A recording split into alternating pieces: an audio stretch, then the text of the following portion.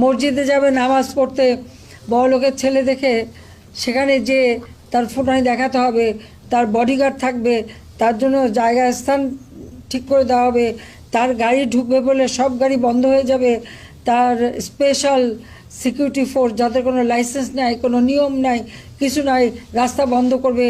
কি তারা নামাজ পড়তে যাচ্ছে, মনে কোন দেশে কোন রাজরা এসে গেছে, তার জন্য সব ব্যবস্থা হয়ে যাচ্ছে। এটা এই বৈষম্য কেন থাকবে? এটা কেন থাকবে? মানুষ যত উপরে ওঠে মানুষকে তত ভদ্র হতে হয়, হাম্বল হতে হয়। আর আমাদের উল্টো। আর উল্টো হয় কেন? হঠাৎ একেবারে নিচের থেকে পয়সার জন্য যখন বেশি উপরে উঠে যায় তখন মনে করে মুইকি হনুরে, সেই মুইকি হনুরে যে তখন ওই সম্পদ দেখাতে চেষ্টা করে।